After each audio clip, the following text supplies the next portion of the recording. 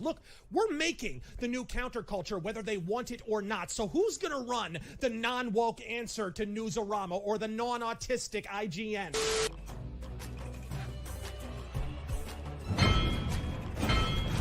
Our new co-host that will be taking Richard's spot on the show is Mr. Emily Music! My next co-host, the man who will absolutely make you change. And by making you change, what I mean by that is he is going to help you change from having that story in your head to putting it on paper and putting it into people's hands. And this is the man, the myth, the legend, Daniel P. Riley of whimsyland.org. Alcohol. A good Christian boy.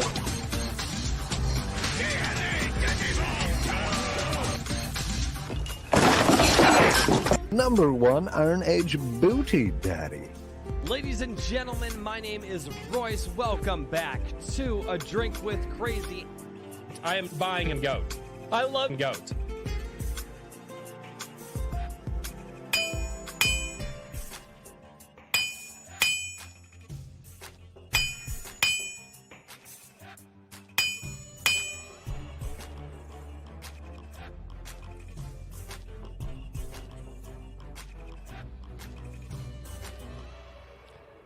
Ladies and gentlemen, welcome back.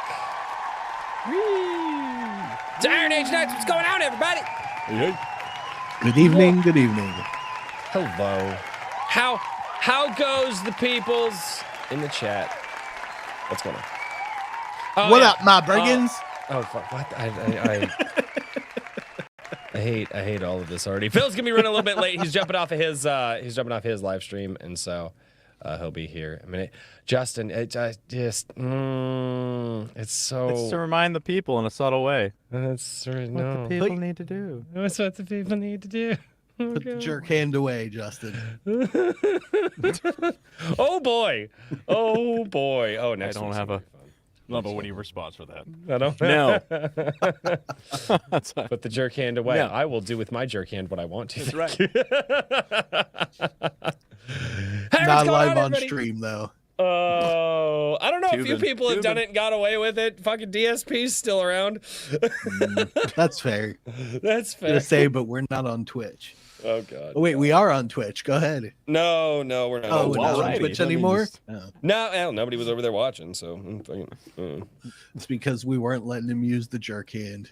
It's true. This is Well, the key Twitch to is a success different on Twitch, boys. I got it right here. Twitch is a different platform. I don't know. In the Maybe you could world? stream this over there. I don't know. I have no idea. Anyway, what's going on, everybody? Oh, hey, by the way, everybody, I need you guys to do me a favor. It's fucking awesome. Like, do me a favor. Go. You gotta go check out the merch. Go check out the merch and buy the merch. Because fucking excited about this stuff, dude. This is really fucking cool. I'm actually. That was weird. What? What's weird? Everything went robot-y on my end. Oh. Anyway, yeah, I got new shirts, everybody. Really, new shirts and hoodies and mugs. Buy and shirts. whatnot. Buy shirts. Yeah. No, I'm really excited about these. Like I said, you guys have probably seen them hanging in the background here for a while. I'll these use the designs. Flip City marketing system. Buy shirts. Buy shirts. Oh yeah, that was That that is woman- a system you can use. that is a system that you can It's use. pretty effective. Not worth it with work. Twitch self-destructing right now. Anyway, I don't think I need to Twitch get is one up for this self-destructing at all. level. I think dude, Twitch has weathered many fucking storms, dude. I'll tell you what, I'll believe it when I see it, because people have been saying that Twitch is self-destructing for years, and they're still here. Like I don't know. I think people just tell themselves the things that they want to hear because other creators say it, and I just like I don't know. Yeah, I don't. Hey, let's say hello to the chat, everybody. As long as ooh girls exist, Twitch will be fine. Yeah, That's Twitch will be right. fine. We got JVP. What's going on, Trippy Soul? How's it going, man? We got Garham. What's up? The Hedge. How you doing, The Hedge? We got Redout Productions in the house. Hedge is guy. drunk. It's probably true. Tim Just so Allen, you what's know. going on? Buddy Rabbit, how are you? Liu, what's going on, man? I remember when Twitch was about gaming. Yeah, it's apparently it's still about gaming. Pepperidge isn't it? Farms remembers. Where Pepperidge Farm remembers everything. Brian McCoppin, what's going on? I can't believe that's still a fucking meme. Oldie Yeah, goodie. I mean, there's still a lot of people that do gaming streams over on Twitch. I mean, every time I go over to the homepage, there's always people on the homepage streaming. So, I don't know, but I don't go over there all the time. So I don't know. I have no idea. I don't go over there at all. I base a lot of the shit off of what I see and not what I hear other people say. Because when people say stuff, I'm like, oh, I want to go look at this, and then I see something that's totally fucking different, and I'm like, oh, well, I'm gonna believe what I see versus what somebody tells me. That seems to be a good. I don't know. That's maybe I'm wrong to do that, but I'm just throwing that out there. That's just how I like to live my life, dangerously and all that and whatnot. I too like to live dangerously. I too like to live dangerously. Fuck. Is that a new shirt? No, it's not. This is one of my grandfather's shirt. This shirt is probably. Oh shit! Well, let's see. Grandpa died in 2011, and he had this shirt for years before. So this shirt's probably pushing 15, 16 years old at this point. Nope, this is one of Grandpa's shirts. So when he passed away, Grandma gave me a bunch of his old flannels, and when it starts getting cold out and the wind kicks up and stuff like that, I put on Grandpa's old flannels. So yeah, nope. Yep, there's only one flannel shirt that I have that my wife bought me because I wore flannel in the winter all the time because it was cold, and they're my grandfather's shirts. She thought I liked flannel. She bought me one. There's only one flannel shirt that I have that my wife bought me that I wear, and I wore it actually in the video the other day because it's fucking cold outside. So yeah. Anyway, hi everybody. All the vampires just freaked out and dropped off YouTube. Right? Yeah, I was gonna say the Winchesters rocked. Hey Daniel, what's going on? How you What's doing? up? How's the week? I'm doing very well. We're proceeding apace with Zaid comic issue number 3. I got art back that I shared over the course of the week from Kevin, my artist, and he's working on the next set of pages, trying to keep the pace. It's a little daunting as we get closer and closer to the holidays. Yeah, Yep. Holidays. But otherwise, working on Zaid 3, the novel, while Sonnet finishes up Zaid 2's audiobook. Nice. Yes. Nice. Oh man, good deal, dude. Good deal. I know it's crazy. Plus, I got the Saints Go Marching, which I don't want to get too deep into, but it's a kids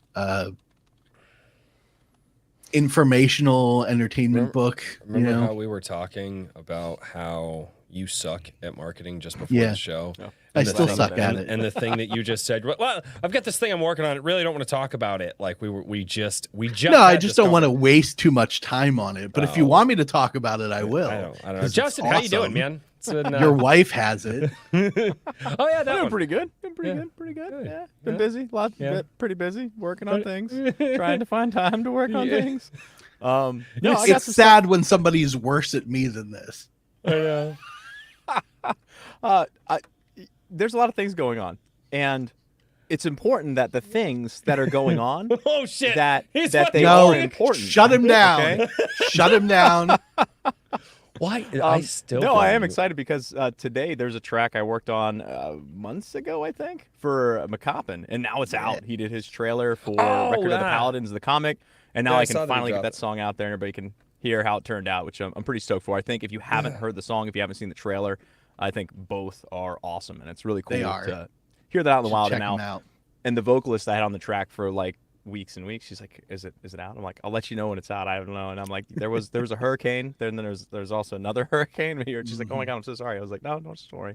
So now to be able to be like, "Hey, it's out," is really cool. So definitely check that out, and that's exciting for me and kind of lights a little bit of fire so I can get working on the other things I got to do for people and my own stuff and all that. Hey, what's going on here? How's it going, boys? Nah, man, how you doing? Stream close up, nice. Good. Yeah, fancy. Yes, I just had my stream. I do Fridays. That's why I'm like at my studio. So no, you're good. No, dude. Fridays is such a tough night to schedule because either people are like streaming and busy, or they're out with the family and doing for sure not internet things. So, dude, what's going on, man? How you been? Good, man. Good. Energy's up. Pumped from the last stream. Excited to be on here. I watched your stuff on and off this stream specifically as well, and your Wednesday posts that you do, we've been doing for probably like a year or more now. Year and right? a half now, I think. Yeah. It's been a while. Yeah. Comic Shop Wednesday. It's so funny too, because I know the seasons that everybody really like. Summertime, it's gonna dip. It's like 20 posts a week. Fall, everybody, I don't know why everybody like plans for fall releases. I don't know what it is about you indie creators, but everybody, and then like all of a sudden, just one day in fall, it goes from 20 projects to like 50 or 60, and I'm just like, how the fuck am I gonna get through this on a Wednesday night? I have work tomorrow. It's fun though, dude. And there's a lot of, dude, there's so much out there too. There's so much It's out in there. preparation for the cold season. Probably. Yeah, it is strange because the first book I ever did, we launched in like August. So like that's like kind right of like before, right, and that's kind of like the same situation we're in this time. But like for us, it's just it rotated like that. So we did August, and then I think we did like a February launch, which is probably the better time to launch stuff. But now we're like, I'm always trying to be creating something. So it's always going to be like one book is going to land in like the rocky area of like fall. Yeah. And, but yeah, I mean, got to get stuff out there. You know, Right. That's how we work. It's backwards logic. As Hedge said, August and September tend to be dead zones for sales. Yeah. But us creators are like, yeah, but then everybody's going to be cooped up indoors during the cold weather. So that's why they should prepare and pick our stuff up, forgetting that humans don't prepare for shit. Exactly. Daniel's getting spicy already. It's been good. How are you guys doing? Doing well, man. Doing well. Fuck, man. We've been talking about having you on the show for a while, just because you're always doing stuff, and I've been seeing stuff from you for like, well, fuck, since I've been kind of in the indie space, you know, for like 2 years. Obviously, I'm still fairly a newcomer to checking out all the indie projects and stuff, but I guess we'll just start off with my stereotypical first question, man. What the hell got you into doing this shit yourself? Oh man. So my brother, who I was just doing the stream with, we've been, I don't know, creating forever, you know, since we were riding around in the back of our parents' car, you know, going on trips, you know, like in our household, imagination was very, you know, pushed for, and creativity, because, you know, my dad used to draw when he was young and was an awesome storyteller and always would get my mind racing about things. We would watch the old X-Men show together, Justice League Unlimited. Yeah, I was born in dude.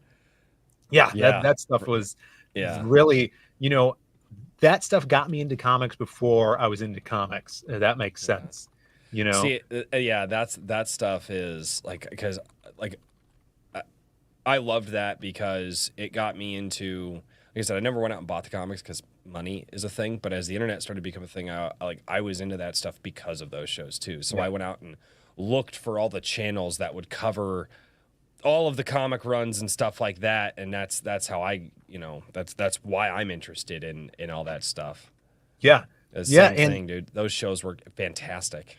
And then as I got older, I was born in '93, so I'm of the generation that You're just younger than me. Then I was born in '91. I was born late '91. Oh, awesome. Yeah, so I was like in junior high and high school, like video gaming was everything, you know, Xbox Live, Call of Duty, all that. All my friend groups. A lot of you. And then in 2010, in my area, this arcade opened called the Galloping Ghost Arcade. I'm in Chicago, and oh shit, you're not that far from me. You're only like 5 hours. Oh yeah, awesome. So Galloping Ghost Arcade opened. We started going there a bunch, and now it's the world's largest arcade. And my brother and I work there now. So that's cool. Cool. Yeah, it's huge. We have like over 1,000 games now. Am I allowed to go there and stalk you one day ago. just while you're working? Just yes, just like everybody. I wish I would have known that months ago, because I actually considered stopping in at the arcade as I was going through Chicago. Yeah, definitely. So that's been awesome. And so when we met the owner, Doc, he was another person that was just very a big advocate for doing stuff yourself. A very indie guy. You know, he is into indie gaming and creating his own video game for years now. He opened his own arcade and kind of grew this whole conglomerate from the ground up. And my brother and I always had story ideas for characters that we'd come up with, like I said, in the back of our parents' car driving somewhere. And I guess he saw that creativity in us, and he's pushed us to do comics. So way back in 2011, my brother and I actually have one of the issues here. Give me 1 second. We created this character called the Silhouette, and before either of us could draw or competently write, probably, we created comics in our garage in front of a green screen, and we would take pictures of ourselves and our buddies, and then my brother would Photoshop them to look like comic book stuff. So that's cool. Yeah, so this was like that's legit humble beginnings of trying to do cool creative stuff. I love how that's your humble beginning, dude. Most people it's like here's this super polished awesome thing. It's not. Here's my humble. The first thing we ever did.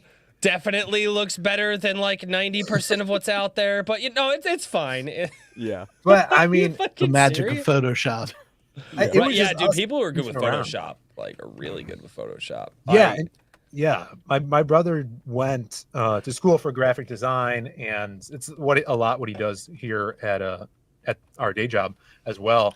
So we took this to conventions back then, and man, I must have been like 17 or 18 at the time. We go to like Wizard World Chicago and different small cons with these. And then I went to, community college. So it was so hard to schedule people coming in for the green screen shoots. And so we kind of stopped doing that. And then once I saw and understood what crowdfunding was, I'm like, oh, I have these stories that I still want to tell with the Silhouette. So we saw this like surge of new indie comics, building a fan base, getting out there and having this stuff crowdfunded. So we started doing that, and that was like, man, 5 or 6 years ago now, and we're on our 7th campaign, and have done awesome on Indiegogo, and still looking to get out in front of more people and grow. So that's how we got into it, I guess. That's awesome. One more question. Is that an SM57 in front of you for your mic? I don't know. Royce is like, my brain just started like, dude, it is. Sorry. I want to point this out because I had a ton of people asking me questions all the time about like, dude, what microphone would I actually have one up here for when I do my standing videos. It's my room mic. And now, that's what audio Daniel lessons has. with Roy. Yeah. I was sitting there looking at that, and I was like, he's got an SM57 with just a windscreen in front of it. So for everybody who keeps asking me, like, what would you recommend? Like, I just want to get the super high dollar, $100 microphone. It's fine. You can hear how good the audio quality is. Sorry. Oh, you just proved my point, and I needed to tell people that you proved my point. I think this is a mic I used to use when I was in a band, and so we just brought all the equipment here. I have a mixer, and stuff. So actually, I did the same thing. That's where a lot of my stuff comes from too. Yeah, that's hilarious. That's freaking cool, dude. So, I mean, that's one. It's really freaking cool that you kind of and it sounds you ended up like your parents push you for the creative side. Your boss pushes you for it too, which that's really cool. And not only that, but it sounds like you kind of have a pretty killer freaking job. I mean, working around, working in an arcade and stuff. I'm not saying it's going to be killer all the time, but like, I'm sure when customers aren't there, it's pretty fun.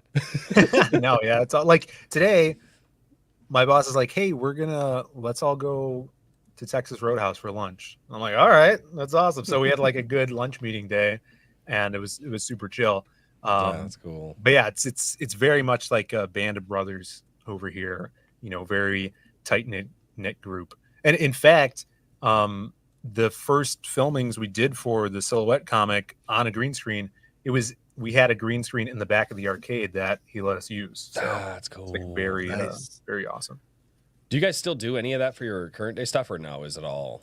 No, it's all check this out. So this is it's all drawn now. So this was we reformatted the silhouette character into a kind of like hero universe called the Lost Pages. So since we did the silhouette, I came up with these other characters that were woven together with the silhouette.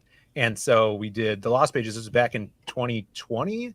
And we had this amazing artist, Maxi Dallo, do the illustrations. That's legit. Yeah. Wow.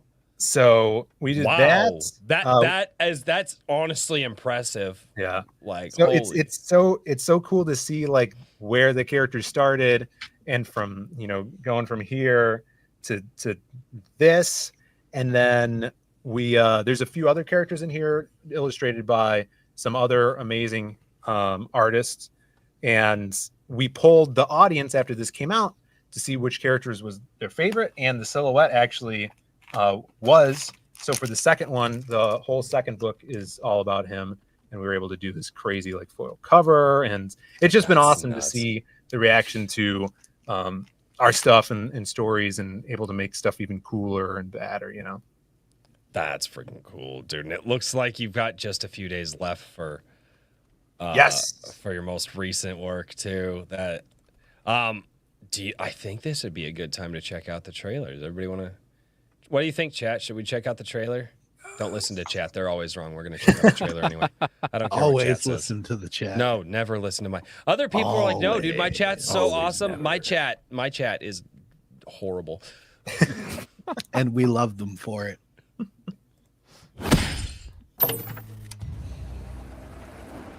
"85-second trailer. Gotta love it." In the dead of night, on the outskirts of Chicago, the line between reality and imagination blurs. And in the moment before you doze off, Simon wakes up to play. He'll seep into your sleep and turn your wildest dreams into your final nightmare. From the worlds of the Kill Journal and the Lost Pages comes this year's most horrifying comic crossover, Psycho Slumber.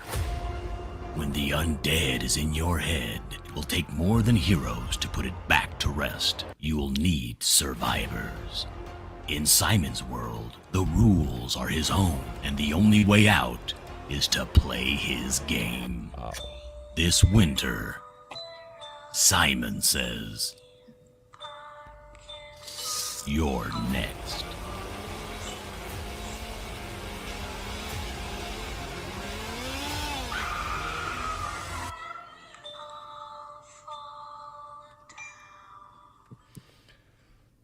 Wow. Okay, so that was kind of fucking cool. Like, wow. Get that link down in the chat for you. I think I've already dropped it a couple of times. Okay, one, just the direction that you went with that, obviously going with the old school 1980s slasher film style trailer. I mean, that is great. I love to see that everybody is moving away from the chainsaw and everybody is moving towards demo saws now.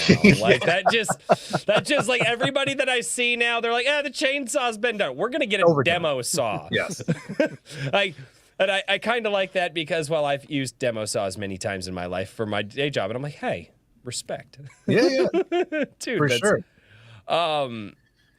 So how many books does this make for you guys? Like, where are you guys at? I think this is the 7th campaign. Holy shit. And we've done like so most of the campaigns actually have like supplemental books, so it's probably like, I don't know, 14 books or something like that. Nice. Individual stories, or I did some Ashcan work as well. We're doing like a mini series for the Lost Pages. I think I have one of those, and it's 20 pages. So I'm kind of messing around with like this is our like serialized. It's going to be a 3-issue thing. But a lot of our books and campaigns I want to give you a good amount of story to chew on, right? Because campaigns, they usually take the book takes maybe 6 months to put out from the start of the campaign, and that's already half a year. So I want a good collection, and we were building this fan base. I want you guys to have stuff to chew on with these stories. And we talked about that when I was on the Iron Seas show a little bit. Yeah. This past week.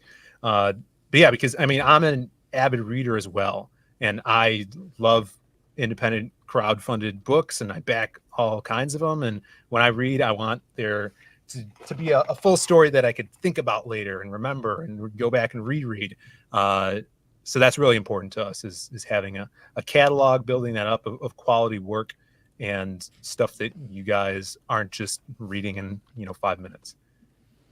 That's probably not a bad way to go, like giving people something that they can, like you said, chew on, spend some time with it. If it's going to be 6 months in between the next book, hey, here's something that you can come back to and read and have a good time with multiple times, and while you're waiting for the next one.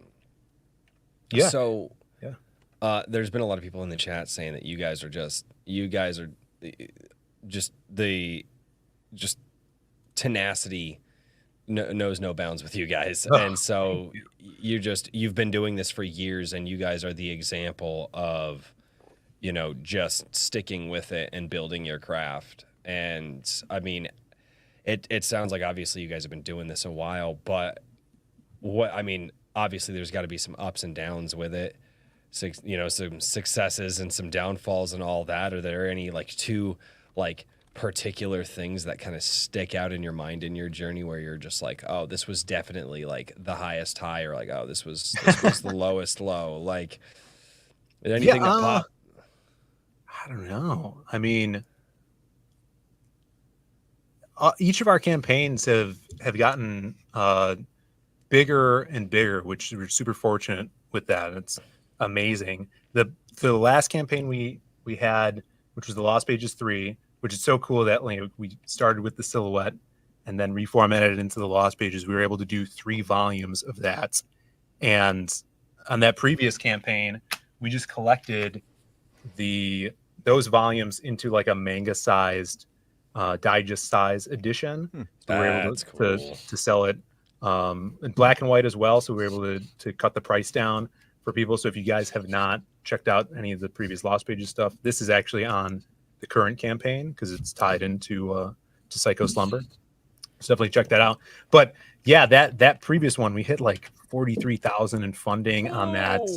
Nice. Over, close to or maybe over 600 backers. So cool.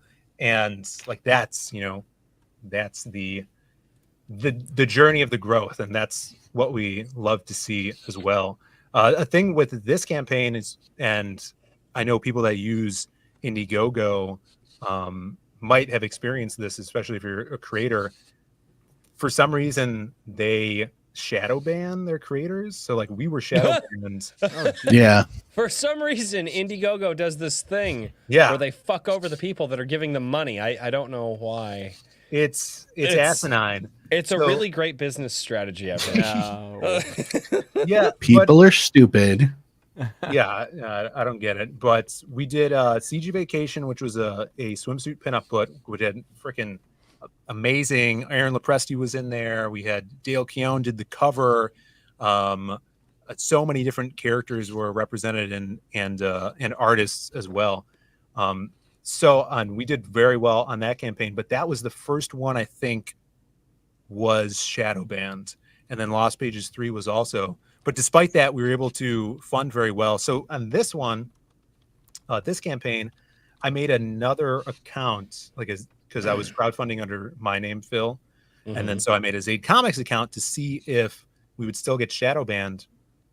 We weren't on this one, so that's good. But I think there's two levels to that. It's either you're not searchable on Google, which is bad, right? Yeah. Oh, God, that is almost a death sentence. Yeah. Yep. So, and that's what Psycho Slumber is now as well. You could search it on Indiegogo, but you can't get to the page from a Google search. Yeah, I was just trying, dude. I was just trying to find it, and I couldn't. That's crazy. It was taking all these weird alternate sites that kind of reference it, but not straight to Indiegogo.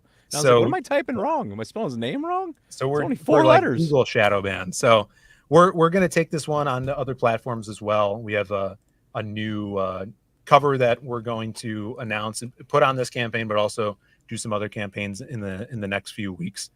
So hopefully that will spread the word and get a wider audience on that too. It's really crazy what they like. If you put something out into the world that's I don't know, not milk toast as fuck, like Yeah. I don't know.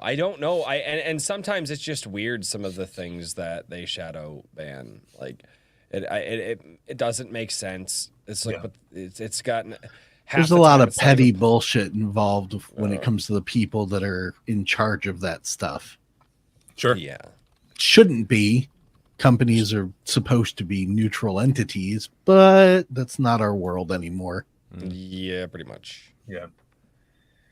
But oh well, I mean, at the very least, hopefully you guys are able to kind of get around that situation. Are you going to go back to Indiegogo, or are you going to go somewhere else? I think the strategy is to be on as many platforms as possible to cast the widest net, you Right. know. And I would love to do crowdfunding on my own site. I use Squarespace for our sites, and it doesn't have a crowdfunding plugin, so I'd have to like You'd have to opt build to it to yourself. Shopify or something like that. Like Michael Bancroft does that. Eric Right. Weathers. I know a guy who made one. Yeah. I'll share his information with That would you be after awesome. the show. Yeah. I would love to do that too. But I mean, even those guys, they also put their stuff on other platforms. So I think that's smart. And yeah, I think moving forward, we're gonna definitely be doing that. I don't I'm understand Aji these Chan. I don't understand these platforms half the time. I just don't. It's not the platforms, it's the people. Well, and it usually is. And I don't know. It's so like hearing. I mean, if Elon Musk still finds jackasses in Twitter company after he bought it, retooled it, and it's been how many years now since? Right. Yeah, that's true. Yeah, You're gonna find probably- them everywhere. Yeah, you're probably not wrong. What was I doing? I was doing something, and then I forgot what I was doing. No, I was messing around with tabs because my tabs weren't organized the way I wanted them to be. So, all right. So over here, like obviously, you guys have a ton of stuff that you're offering in this. My brain just died. Somebody's gonna have to take over. The hamster's dying, guys. It's not working. The hamster's gonna die. I don't know why For the I rest called- of the show, Royce is just drooling out one side of his mouth, and Justin and I have gone completely insane. You know what? I'm gonna let you guys take over. I'm just gonna sit here and drink. I'll be Daniel That's for once. that's my job. Nope. Your job. Stop is trying to enter- take my job. Your job is to entertain the people now. My brain's not working. Fuck that. Campaign. That's the word I was looking for. You've got a ton of stuff to offer on this campaign.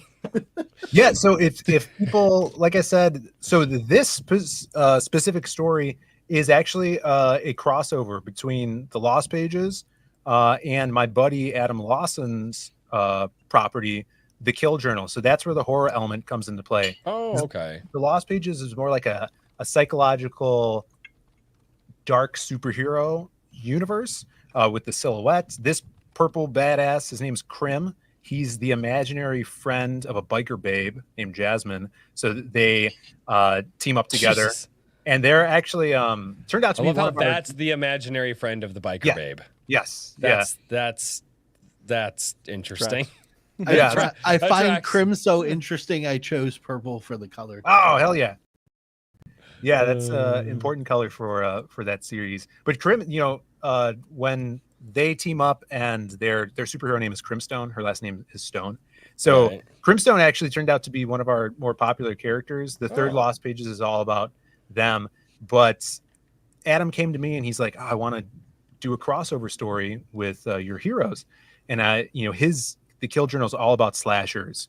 The what turns someone into a slasher and how do we take back kind kind of the power from them after they've traumatized us. It's just a really cool series. It's all about survivors and hunting down what made these revenants, as he calls them in the book, into these demonic killers.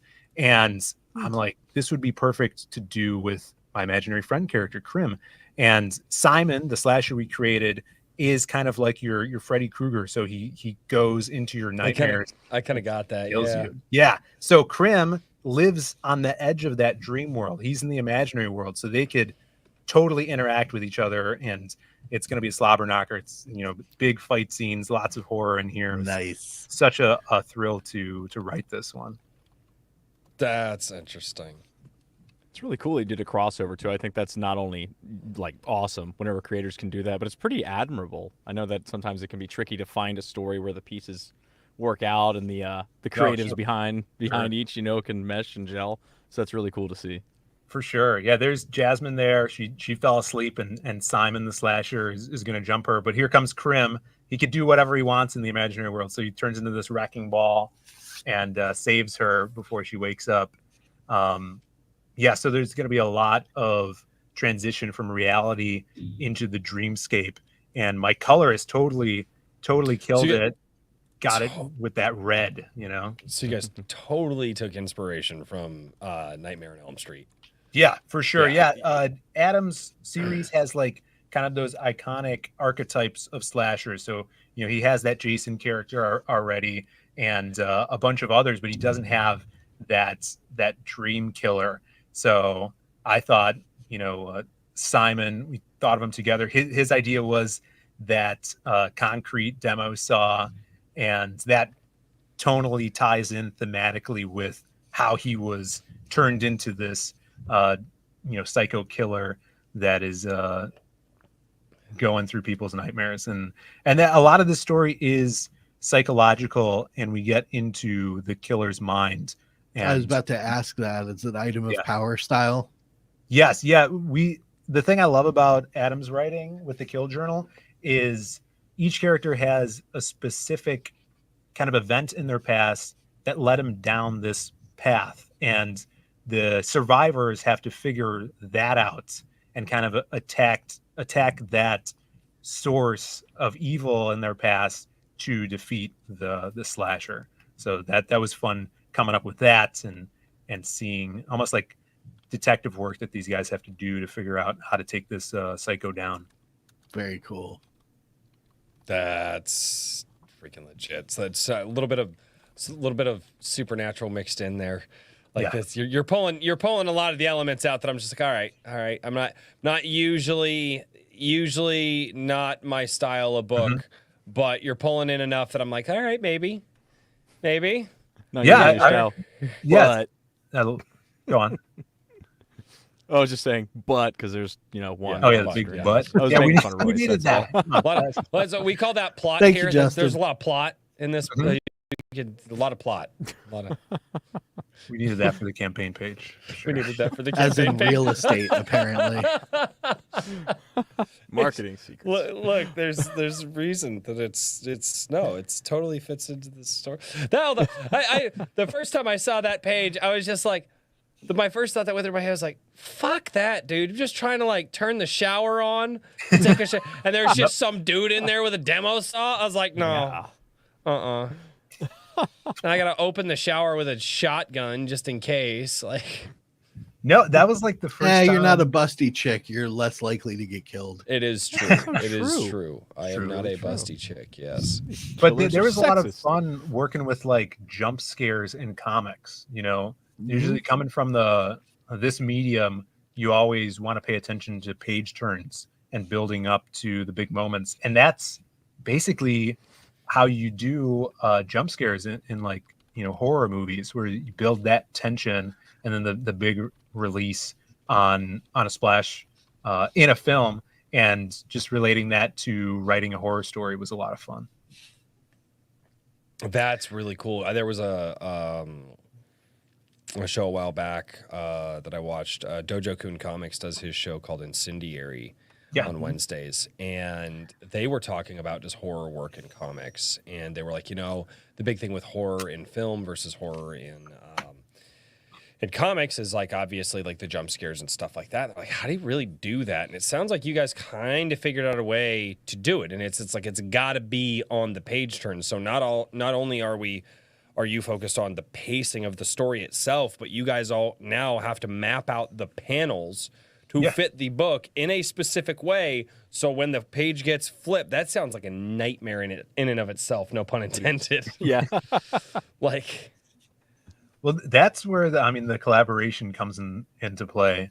Writing a script that conveys that to an artist that you're building to a big moment. It's very important to writing comics, and a lot of the time, like, my scripts are tighter, and I'll map out what I'd like in each panel, and especially building to those big moments.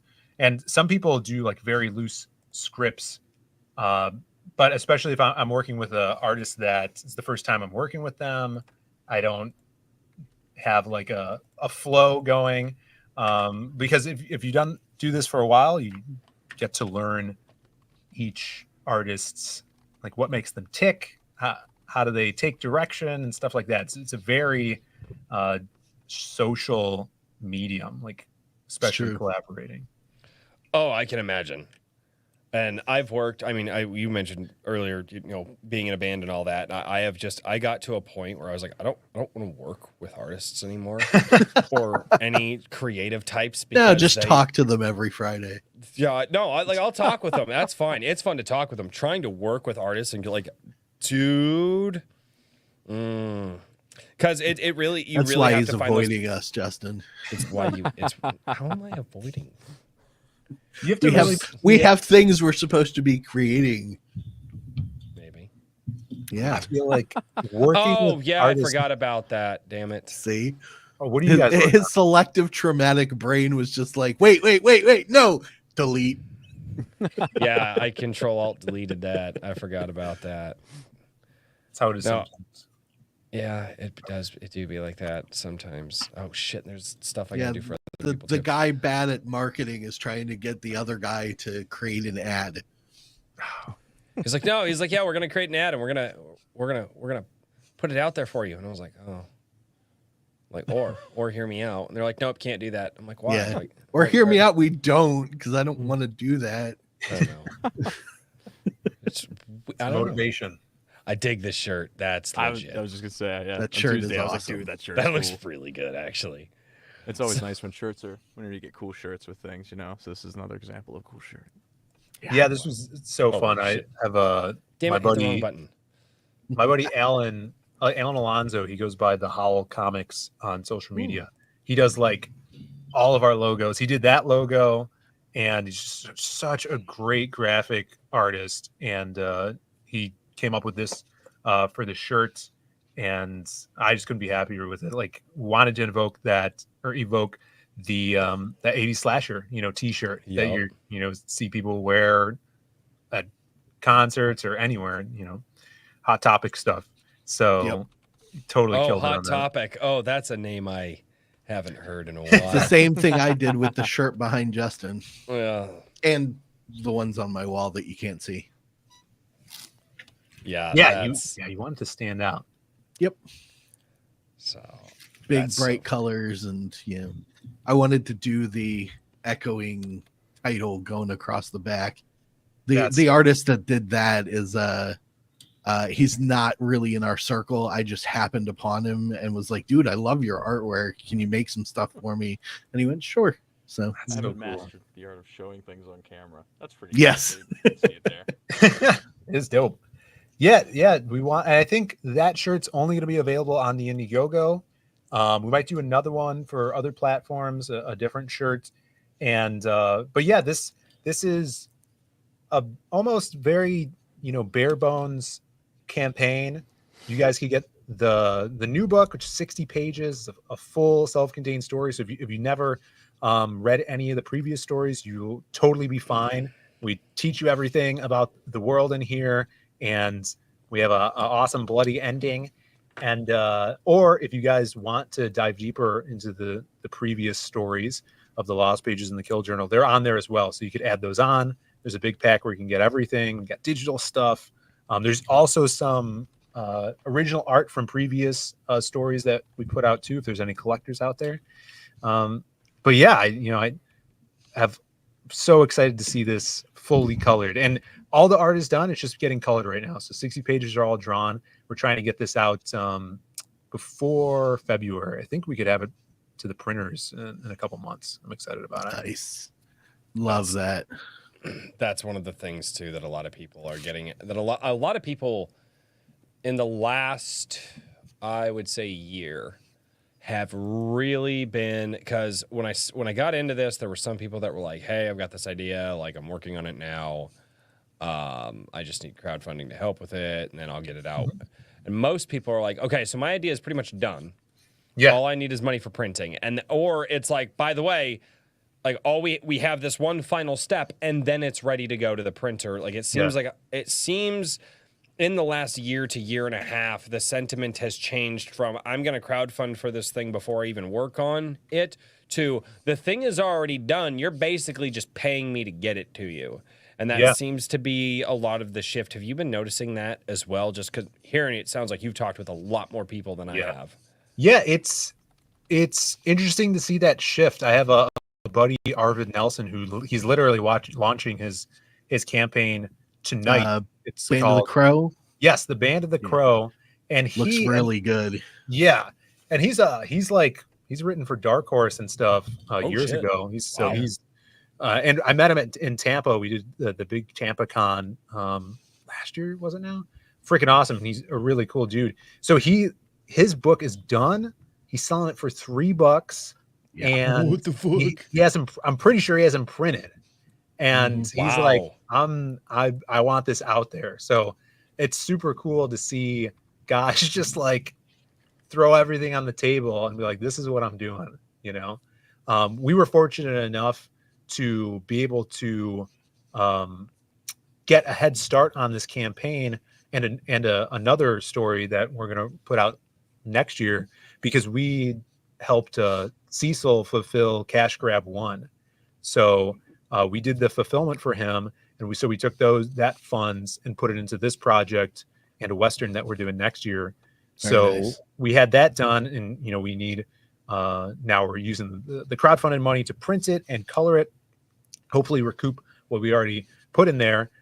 And my brother and I are like, we got so many stories we want to tell, and we want to get these stories out, and all the crowdfunding helps with building that backlog of stuff up so we could sell them at cons, so we sell them on our website as well, and put them on digital platforms and stuff like that. We just went on to Global Comics, which is this new awesome digital comic platform. On there. Yeah, there's a bunch of people going on Global lately. Yep. Yeah, they're awesome. I gotta get number 2 up there next. Oh yeah. So we did. I'm actually on Halloween. We're gonna drop our second volume of Magic Cop, which I was showing off on Tuesday. So this is very Halloween-y story and universe, Miami Vice mixed with like Halloween Town. So we're putting that on Global Comics next week. Nice. Wow. That's so just balls to the walls, just everything. You're just like, yep, we're just going. Blasting out, man. Yeah, that's what. Go big or go home. Plan is sure. That's freaking awesome. Guys, the hamster stopped. I'm out of questions. I don't know what to do. I don't know what the hell's wrong with me today. I would say check Justin's out the merch shop he's got over on his webpage. There's some really interesting and unique merch here. And I mean, unique is good, I think. There's some cool stuff here. You get some of your standard stuff, but the way it's even the only relevant question for Tim Allen is, does he have mead tankards? Right. Yeah, Tim Allen is all about drinking mead. My chat is filled with a bunch of alcoholics, so I don't. So's your panel. Yeah, not in. Everybody here has been, well, except for obviously our guest, but everybody's here has been drunk on a live stream. I've not. I refuse. No, you're good. I'm not saying you have to, but Justin's our sweet summer child, though. Right. So yeah, these are our shirts. Another cool thing that we did is I don't because this is the apparel section, I think, or I'm not sure, but we're working with Printful. So these are drop ships. So once you order them, they're gonna ship right to you, which is super cool. Some of our Lost characters, we just started using them. We're like, oh, we can make anything, which is awesome. Oh, be careful not to go too far down there, Royce. Too. There's some there's some bottom that's sexy racy, shirts. There's also some sexy PG-3, 13 sexy or R sexy. What are we talking here? Like topless. And, there are some. I was actually it's funny. The link I sent you actually wasn't to the how apparel much can section, I show but then? to the shop. Like it took you to a different place than whenever I click it takes you to. Okay, so I Can't can show quite a ways can't show down. the huge tracts of land. That's right. That's right. The other one on there, the shirts look awesome. There are some cool ones. I like the Shelby one in particular. But on the page that is, I don't even know what Shelby is. It's just a cool design. At the top, if you click on where it says Zaid shop and it brings it up, and you have like the resin figure, and some other cool stuff in there. That was what I was like. There's a couple good things on that section we got to check out. We got to show the people. Yeah, they got to know this about is the why cup. we chose Justin, by the way, Royce. Thank you. You guys got to know about the cup. Yes. You got to know about the cup. So I love that crimstone up there to show off the sense of scale. How was it done? Not with a ruler, with a Starbucks cup. Yeah, the Starbucks cup. So another one of the perks. Wait, what size is that fucker? I think that's a venti. I don't know what Starbucks. I don't know what. I don't know what that means. Is that big or small? It's 5 inches. It has the figures is 5 inches. So that's massive. That's huge. Sorry. We have a bunch of 3D printers here because we also have a side business that makes like Godzilla model kits, 3D printed and stuff over at our productions area. Nice. So we were able to crowdfund this with our last campaign, and people were able to get those bad boys. And I'd love to do more stuff like that. There's all of our books there, and then I think if you scroll down, there's the Magic Cup. Give me just a minute here. I am sharing links really quickly. Awesome. So yeah, when we did Magic Cup 2, we always like to try to think outside the box for merchandise, and we actually did the Magic Cup, which is there's 11 ounce. It's it's like, bigger than that. Is it? Yeah. Is it though? Freaking awesome. There it is. There's it spins around. Look at it. Shit. It's wonderful. Dude, love it. Wow, that's like the old school cups you would get from like Wendy's and Burger King and shit when you were a kid. Yes. 32 ounces, boys. 32 ounces. There we go. Yeah, I drink that out of all the time. Whatever the hedge has. It's definitely bigger than 5 inches. Yeah. I don't know, dude. 5 inches is pretty big. It's tough to get bigger than that. Anyway, it's a big boy. and the art on there is the same artist that did the t-shirt for Sega Slumber. So cool, dude. All of our great Magic price Cup. point too. That's like I'm like, oh, do I need a Magic Cup in my life? Everybody does. Yeah, everybody drinks liquid, right? That's so true. I drink massive. Yes, can't deny it. That's really freaking. I like the embroidered patch. That's nice. Yeah. Oh yeah. Who'd you go through for your patchwork? Oh, I'm not sure. My brother's been getting those for years. I'd have to ask him. There's a bunch of companies out there. Yeah. I thought about getting the A Drink with Crazy logo. Yeah, patches. I thought about doing Whimsyland on patch too. I wanted to get the A Drink with Crazy. I'd have to reach out to a bunch of my old airsoft buddies and figure out where they're getting their custom ones done from. I actually know some guys who are they're running their own businesses now in airsoft, so I'd call them. So I would give them a shout. Yeah, everybody needs a Magic Cup. No, it spins around. I love that it spins. It's my favorite. Doesn't spin in real life unless you move it. We'll make it spin. You could spin it. Yeah. There we go. Yeah. Like a basketball. I never learned. Spin not included. That'd be a great ad for it. You just hold it and just spin on your finger. Wouldn't hold much liquid at that point though. Yeah, you got to be careful. Did Royce step away? I was hoping he was going to highlight a Magic Cop drop. He ran away. Cover. The werewolf with the shotgun. It's too awesome. Yeah, I think I have one of those. Here. This is an amazing Kelsey Shannon cover. How awesome is that? That's our boy Grey Wolf there on the verge of retirement. And then the young whippersnapper Iggy comes in. He's the new magic cop on the force. And there's Helly, the witch, and of course you need a sexy sports car as well. Nice.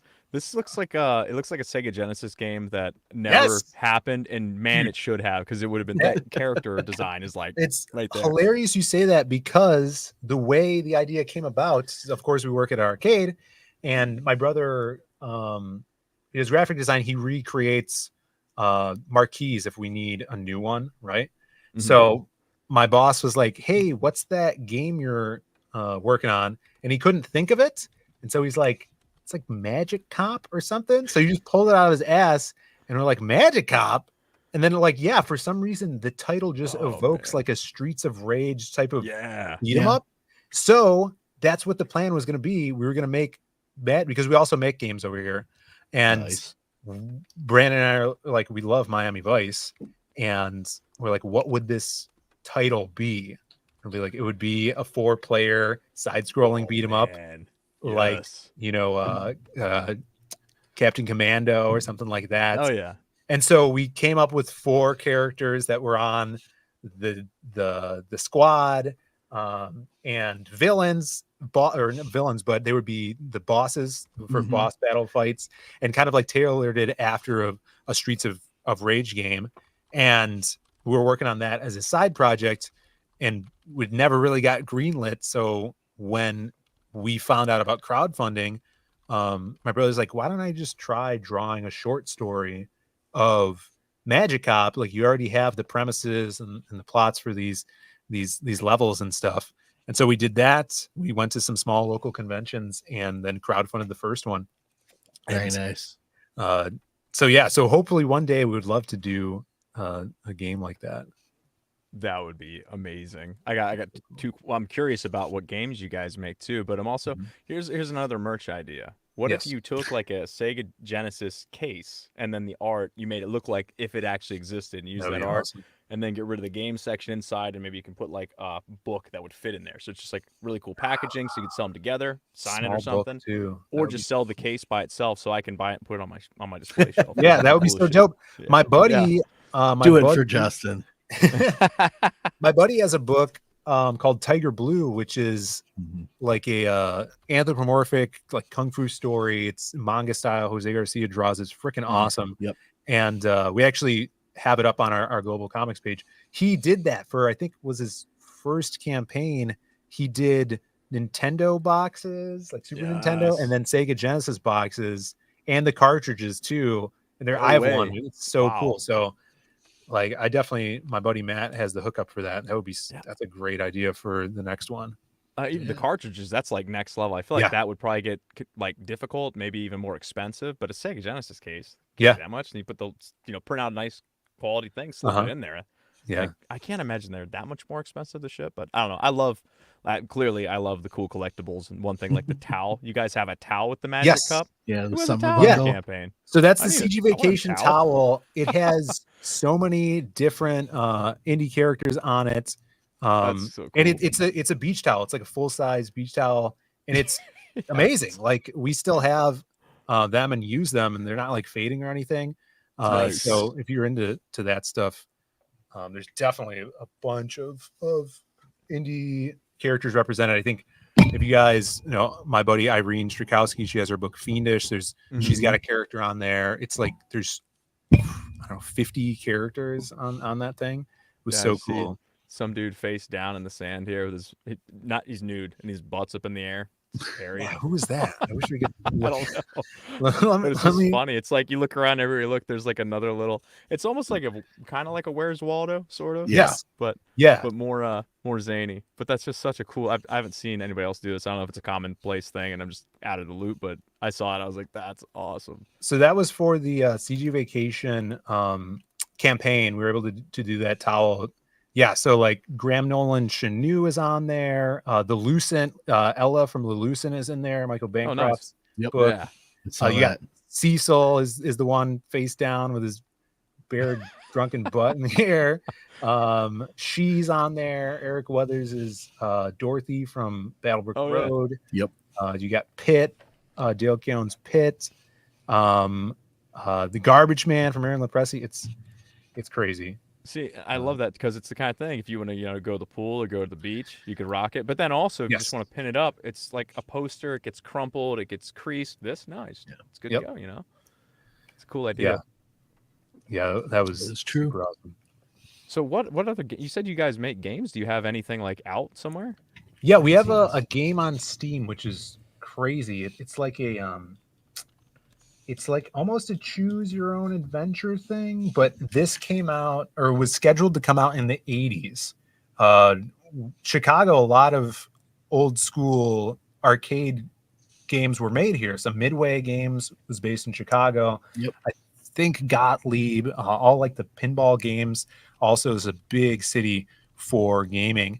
And Brian Colin, the creator of Rampage, nice.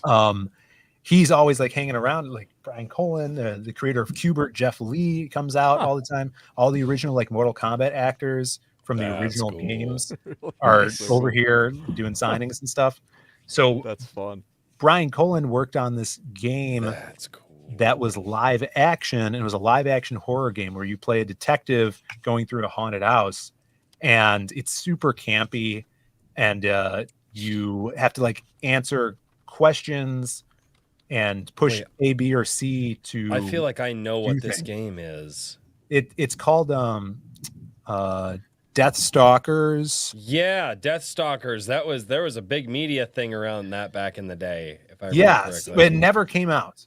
So Brian, like 5 years ago, was like, "Hey, I have all that footage. Do you guys want to put it together and publish it?" So we did. We made an arcade game.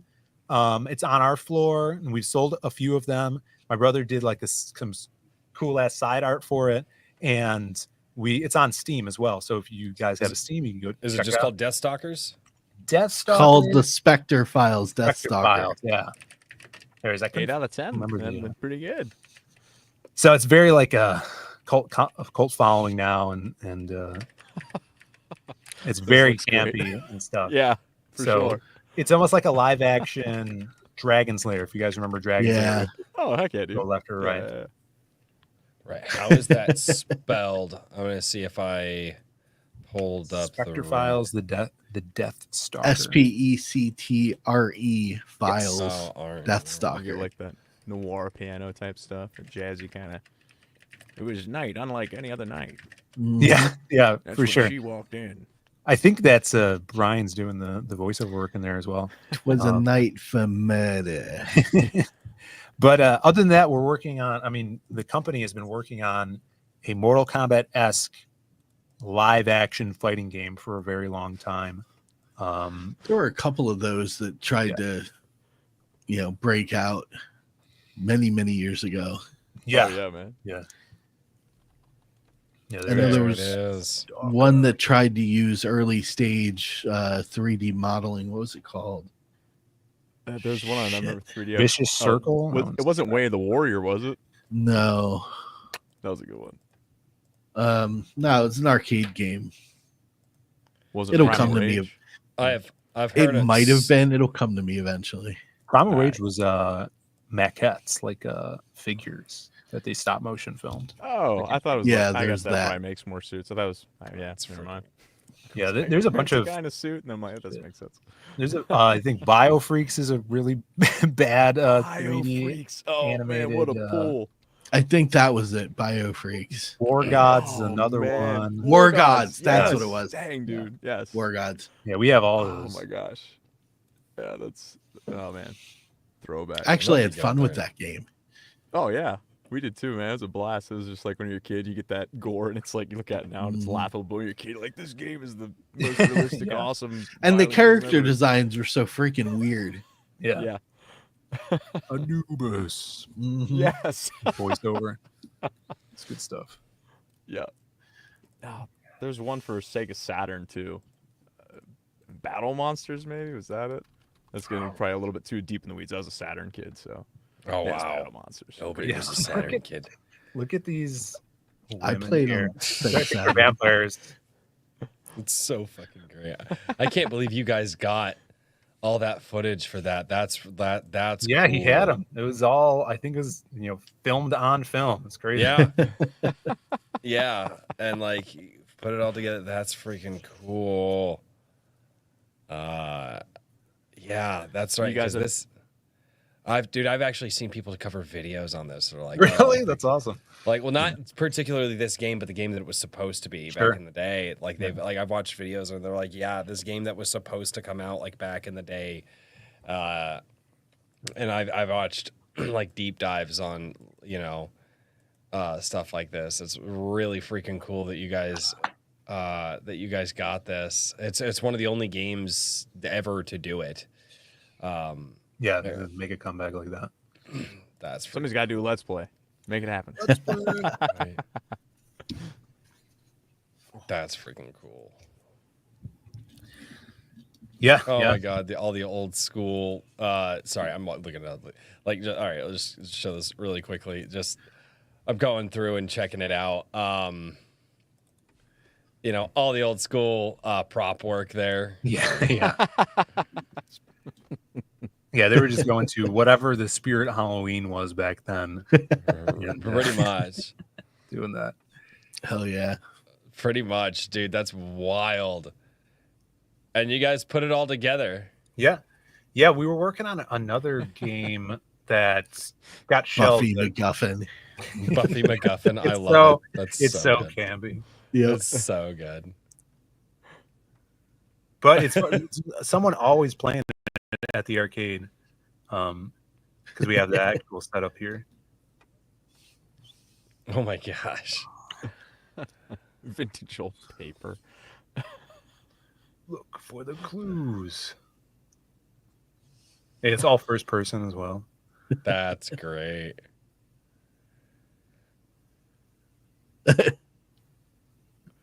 Perfect for the holiday season. Yeah. definitely. Yeah, and that mask, we actually we found like a couple of those because that was just a mask that they sold at like Halloween shops in the 80s.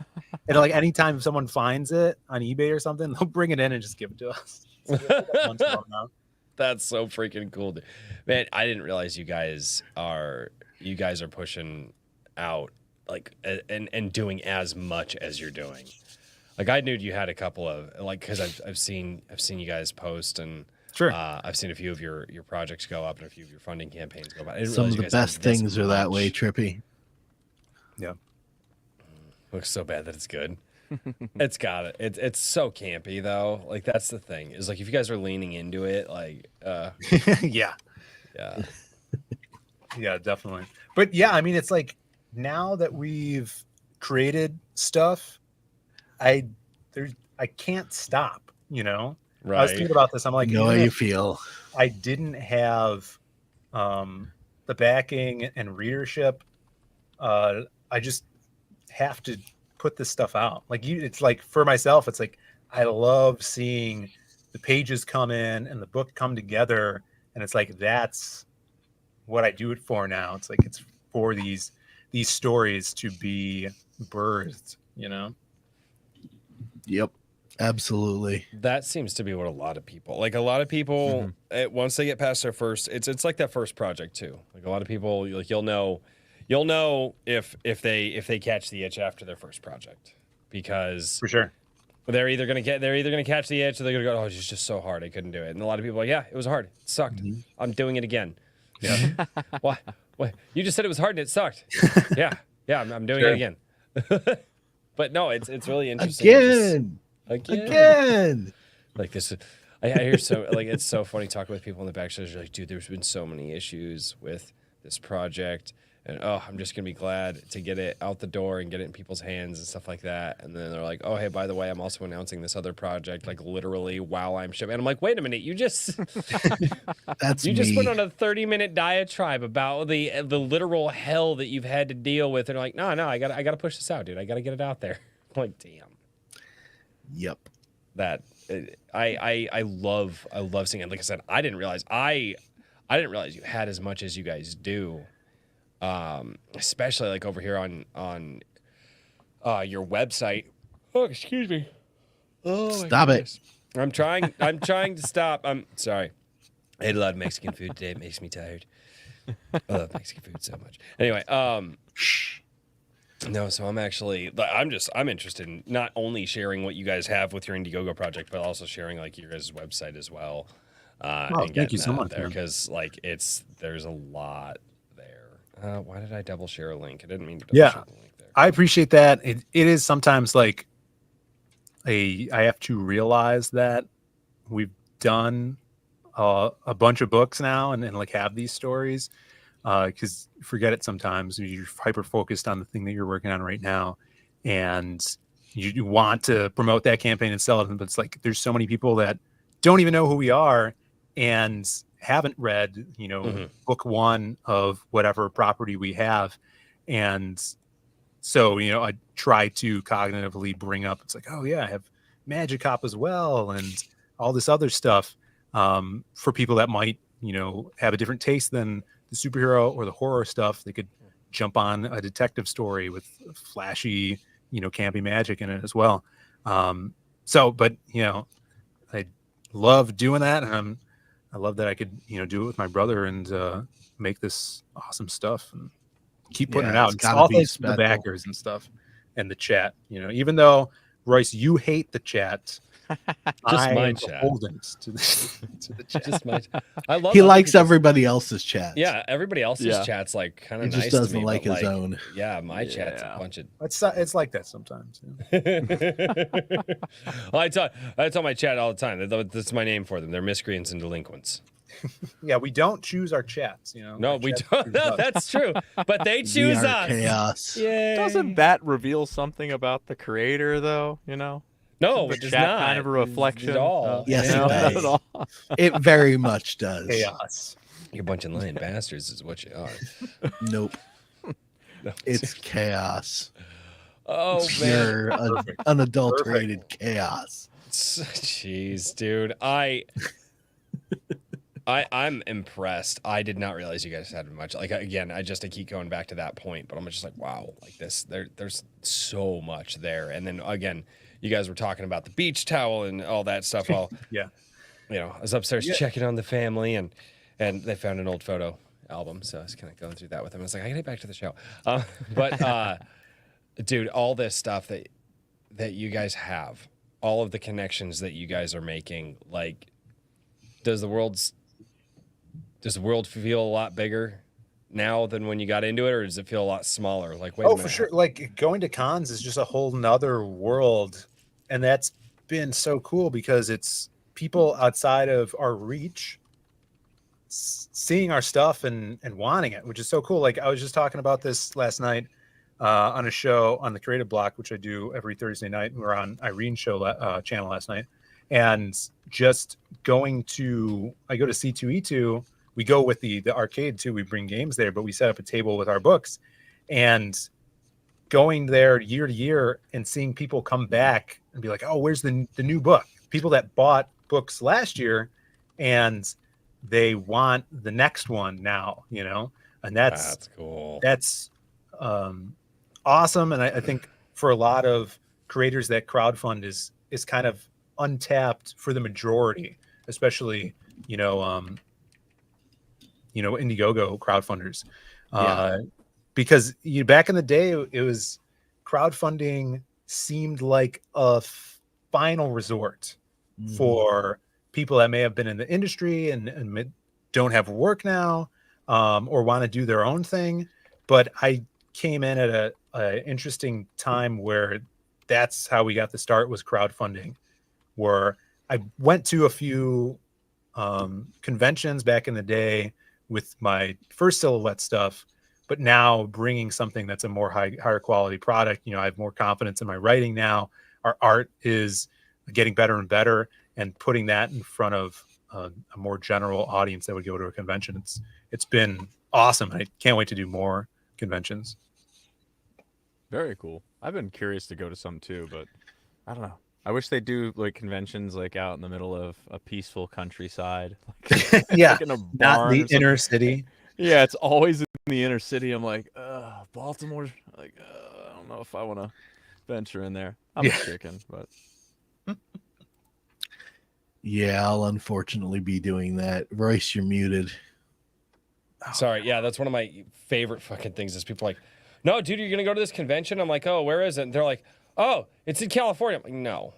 They're like, oh, it's in Texas. No, I'm not going there. Like, I tell you what, if you get one in like the Midwest, that's a couple hours away. Like, I'll think about it. And my favorite was like, no, dude, it's only like $100 some odd bucks to get in. I'm like, $100 to walk around? Dude. They're getting more, dude. What the fuck? I went to, was it C2E2 or was it Wizard World? No, it was Wizard World. I just went as a, well, it's not Wizard World now. It's Fan Expo. Fan Expo Chicago. It's in Rosemont, which is away from the city. So it's actually a great convention center. C2E2 is right on the lake in the city. I wouldn't imagine. Right. I can't imagine getting a hotel over there because it's pricey as hell. But probably $250 a night minimum. Yeah. Oh, for sure. I mean, maybe if it's on discount, $160 a night.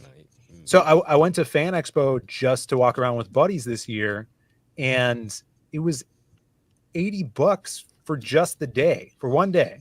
Badge, $80. That's retarded. What? Insane. So it's like, okay, so if I'm gonna go and I want to buy merchandise from other people, how am I gonna do that if you charge me for all of my merchandise money? Yeah. Like exactly. What you have to do if you're gonna go and you want to buy stuff and you know you're gonna go, get like the early bird tickets 3 months ahead of time. Right. You know, maybe $40-$60, but still. That's a little bit more doable. Like that's a little bit more doable. But yeah, some of these places are like, yeah, it's like $120 for the day pass. I'm like, what the fuck? $200 for the hotel room. Yeah, $200. Oh, and by the way, you got to travel there, so you're either paying for a plane ticket or you're paying for gas to get out there. Yeah, taking time off work to do it, and I'm just like, what? No, like I get it. Like if it's your hustle and like you got to do it for the hustle, like go for it. I absolutely, and it'd be really fun to do on one of these. I'm waiting because there'll eventually be one that's close enough to my house that I can go to. For sure. But again, that price point, that's a barrier to entry. That's like, I got 4 kids, man. I would imagine they'd like to eat this week. So right. Like, I mean, but I most likely. Heroes Con in Charlotte was awesome. It was like the most comic and comic artist centric convention I've ever been to. Cool. So rad. I want to do New York because New York just happened. I heard amazing stuff about that. So I'd love to do New York. Yeah, Irene was there, wasn't she? Yeah, Irene, my buddy Vaughn, get her. Jake went, and Irene like sold out of all of her books. Vaughn Coleman. Yes, Vaughn Coleman. Yeah, we've had him on too, dude. That guy's. I can't believe, dude. He came out the gate swinging. Yeah. It's as if he has a light bulb in his mouth, and then the lights. It's like the Uncle Fester thing. Like he's just energy. Just it's got human Pikachu. But yeah, he killed it on his first book. So I'm excited for that. But yeah, he was out there too, and just trying to get like a group together to go to conventions would be awesome. And I've done some Texas conventions too the past year, and I got a bunch of buddies down there. I'd love to go back and do those, hang out with them. Same. Yeah, like I said, I need one I need some in the Midwest. It'd be nice. Like, Madison. I could probably make Madison happen. Chicago. I really don't like going to Chicago, but if I had to, I might. If you do one, I'd suggest do the Fan Expo, which it's not in the city, and there's like good places to eat around the venue. Yeah. Hotels are right there too. Yeah, right by the airport and expressway. Yeah. Oh yeah. No, I actually just had to go do one of our seminar things for work. I go to 2 of them a year for our insurance, and we just did Chicago, and we were in one of the hotels right by the airport. Yeah. So that's a nice area. That's like this is really, really nice area. Yeah, that's probably at Rosemont, which is right by O'Hare. Yeah. Yeah, that's where they have Fan Expo. Yeah, no, that's a nice area to be in. I will say this though, the hotels there are pricey. Oh yeah. Yeah. Sure. Like that's I know what our group discount was for a company to do it with 150 people, and I was like, God. I was like, I don't want to do this by myself. Yeah. But yeah, dude, no, it's sorry, I haven't been hitting the buttons the way that I should this evening. I tend to be within 500 feet of a school. It's tough. Convention centers tend to be within 500 feet of a school. What does that mean? I don't know. Some implications there. I don't know. That's weird. That's hence my question. What the? Nail Bunny's a troll, so I wouldn't. Oh, okay. Nail Bunny is also a character from Johnny the Homicidal Maniac. Oh. How do you know things? I've been here for 2 years, Royce. I know things and I drink a lot. No things. Those are my 2 traits. He's He never does 2 things. He's never elaborated. He just knows these things. He doesn't go into how he knows them, why he knows them. Experience. Yeah, Because it's like a supposed lot to be a of mystery. experience. It's just, but it's not like I am the Iron It's not like Sage. I saw some war. I loved a good woman and she left me. It's not like that. I Life did that experience. too. It's like nerd shit, like heavy nerd experience. Sorry. Oh, we An lost entire wall of heavy Uh-oh. nerd experience. Oh no, we lost him. me. Oh no, we didn't lose him. No. It looked like you froze for a He second. just went very, very still. At this point, Like, he if I don't move, they can't see me. That's pretty convincing. Man of many talents over here. It's the lighting. Excellent mime work.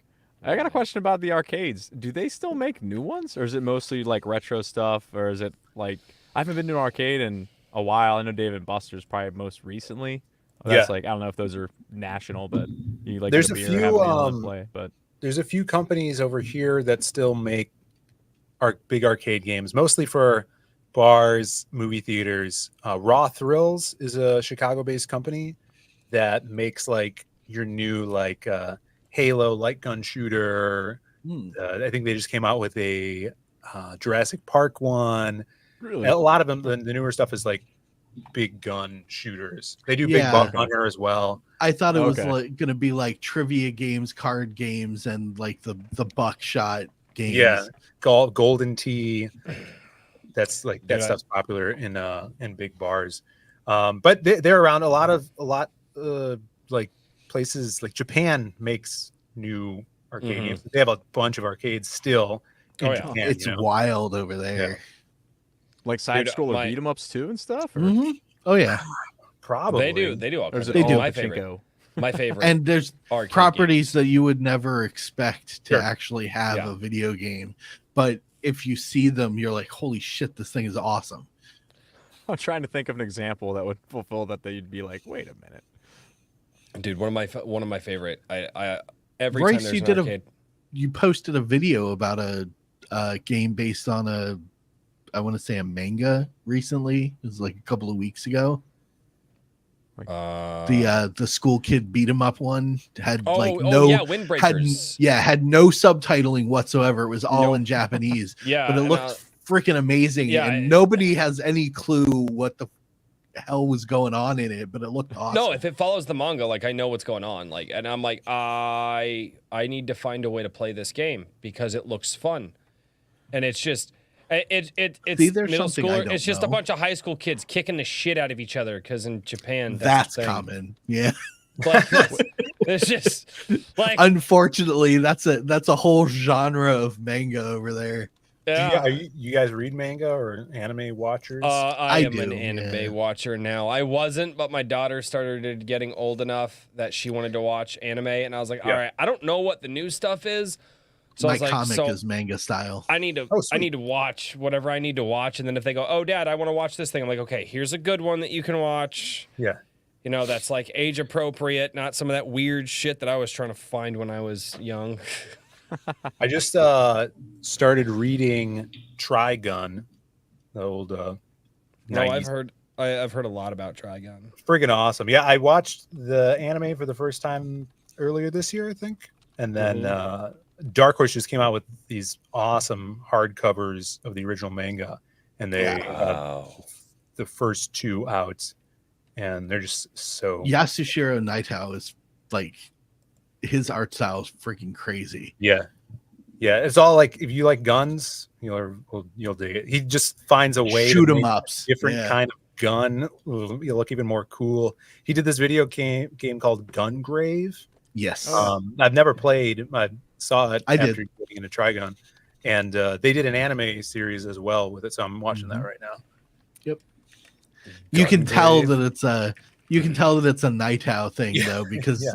the main character literally carries around essentially a coffin of guns On his back. Yeah, it's awesome. It's totally cool. totally Wolfwood with the cross of guns. Yeah, it's badass.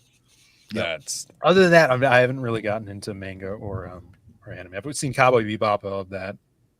It's a good one too. Yeah, but I was for the longest time. I'm like, all the art is the same, and there's like no detail. But then you actually, surprisingly not. Some like of them if you just sort of pedestrian walk by it, it looks that way. Mhm. But if you actually take a deeper look at it, there's incredible difference in depth in the art styles and the storytelling, even though it all follows the same 4-act system. Yeah, like Blam is crazy hyper detailed, Berserk crazy detail in that. I was reading this, it might be a Korean manga. It's called Green Blood. It's another Western, and it's crazy hyper detailed. It's really, really, really good. Korean stuff tends to be very detailed. Yeah, I think it's Korean. Well, that's where oh god, what's the really popular one that just got turned into an anime this year? The dude died now. It's the power fantasy. Berserk? No, not Berserk. Come on, I fucking watched it. The main character is you just your average second-year student. No, it's actually not a student thing. It's he's the lowest. God, what is it called? Chainsaw Man. No, not Chainsaw Man. It's pretty sure that's Japanese. It's about a guy who, in his world, like people who have magic powers and stuff like that, but they all have their ranks, and you can't elevate your rank. But for some reason, like the gods of that universe were like, we want this guy. He's going to be able to power himself up. God, why can I not think of the fucking name? It's super Mob Psycho. No, not Mob Psycho. It's the. I'm just naming all of them. I know. Solo leveling. Thank you. Solo. Yeah, solo leveling. Yes. Yeah. Also, these manga titles are so odd. They always are. Yes, that's because most of them are translations of something else. Yeah, they have like zeros and underscores and semicolons and. I went to. We have a Japanese market over here. It's like Mitsuo. I love those. And I was walking through the little manga store that they had, and I saw this one. It was called like Overweight Elf or something. The fuck? And that's not the exact title. I just can't remember it. But it's about it's about a fry cook who meets this elf that loves fast food, and she's like, it's called plus-sized elf. Plus-sized. I like not too far off. That's more just like you were. She likes food, and he's a fry cook, and it's trying to get her weight or something. It's definitely a kink manga. I need to see this, and I regret everything I'm She's about got to look up. Right. Bitties. Yeah, it's just all like you need to know. Chick with 20 years in front of a solid colored background. Oh god! All right, we're going curly fries. Oh no, shoestring. Yeah, pretty much waffle. There's I get it. I can see why people... Tiggle bitties. Yeah, plus-sized elf. Yeah. Yep. There's all of the guys. Yeah, this isn't the I can fix her girl. This is the I can feed her girl. Yeah. All the guys out there are just like, I can feed her. Unfortunately, that is a common fetish. That's strange. I regret everything that I'm saying about What if this. he's trying to be like the best fry cook ever, and he's trying to get like the perfect ratio of the right oils at the right temperature for the right amount of time, and that's like a sub arc. That's in there. probably a plot line. How much salt? How much? What are they, some kind of slice of life. Tastes like what magic. the fuck? Yeah. There's a lot of that shit, but Not for me. every once in a while, something slips through the erotica and turns into like something actually Like, it's good cool. for the kids. What the fuck? Oh my god. Oh, on that note. Phill, Diaz, what are you doing? Where are you from, man? I'm from Chicago. From Chicago? Thank you, Phil. I actually feel validated for my really awful chill at the end of the shows. Well, I told you. Okay, so you guys could find me on Zaid Comics, the YouTube channel. Please go and sub over there. Ring the bell. We stream like 3 times a week, and I try to do videos, but it's hard with the day job and writing and all this stuff. If you guys love heroes and horror, then go back Psycho Slumber. Check out our previous books. You could grab them in a catch-up tier on the campaign, or if you want them shipped out right away, you can go to zaidcomics.com, grab those books. We'll ship them out ourselves. And then stuff to look forward to. Next year, I'm doing a kick-ass fantasy Western with crazy hyper-detailed arts. I'm super excited about that. I'm lettering some of that right now. Lettering nice. Psycho Slumber. And just be sure to follow us. Follow Zaid Comics on Twitter, or you could follow me on Twitter. It's where I post most of my stuff. Phill Pops, FILLPOPS. Yeah, that screwed with me. I was trying to tag you today, and I was like, "Oh yeah. Why is his name not coming up?" Yeah, maybe we'll rectify that. But also on Instagram, I post that. We got a Zaid Comics Facebook page as well, which we stream to sometimes. But yeah, thank you guys for having me. Yeah, really appreciate course. it. It's fun. Everly Music, what do you do? So I am Everly Music, also known as Justin. You can look for my music on any streaming platform that you're into. You just type in Everly and have a go at it. I got 4 albums that are like chiptune rock metal, and then my new stuff is more just like standard death metal with a little post-hardcore flair in there. I haven't really heard too many other artists that sound like me, so go check it out. I also co-host the Iron Seas podcast Tuesday nights with Butt Sauce, Ultimate Kahuna, and AC Pritchard. As Phil Diaz knows, he was on ship last Tuesday. Wild. So we have a weekly theme. We pick 4 films. The fans vote for which one they want us to watch. We watch it. We discuss it. We talk about some storytelling things. Vote for Dog Soldiers. Yes. And I voted for Evil Dead 2. All right. I feel like that's gotta win. And we have guests on every week, at least we try to. And this week we actually have Richard from Iron Age Media is coming on to discuss B horror films.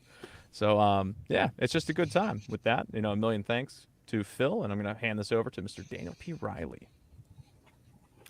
I'm the drunk guy, a.k.a. Daniel P. Riley of whimsyland.org, literary coaching and services. When I'm sober, I provide editing services for novelists, comic book creators, and everything else in the world. If you want to see what I can do, there is a free article on my X page at Mr. DP Riley called The Gentle Wild, The Blood Price. It is a fantasy military short story that I wrote. And I would appreciate it if you all would check out Era of the Dragon, Modern Horrors Book 1, my Halloween themed classic monster movies in current era with some interesting twists to it. Era of the Dragon is about vampires, obviously. Nice. Are you good, Daniel? Are you good? You gonna make it? Yeah, I'll be all right until the show ends. We still have the bumper. There's what bumper? You mean this shit where we just keep talking through your exit? I don't remember why we started this. I think you forgot to mute us all. No, there was one. I left it on like intentionally just to see, and I'm really glad nobody said anything. What the fuck was that?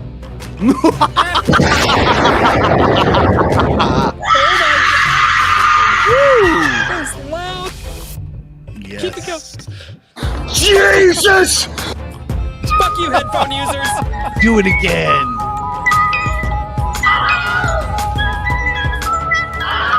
It sounds like my alarm clock. Fine. So I waked up. I can't even hear my own shit. Oh my god. That is very loud.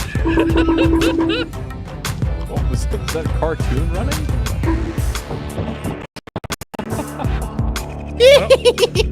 Oh, that's a good one. Oh, that's like a Crypt Keeper, isn't it? Yes. Oh man, I forgot about that one. I can do that in the Joker laugh. That's impressive that you're making all these sounds and that they're not like soundboard. It's just impressions. I know. Watch it. He's just Zaid, like Phill Diaz, very, very talented guy. That was all him. I don't even know how he does it. All of it. Very impressive. That was weird. He's just using his hands too. Yep. Ladies and gentlemen, thank you so much for tuning into Iron Age Nights. It's been awesome. And as always, until next time, cheers, everybody. Good night, everybody. Night.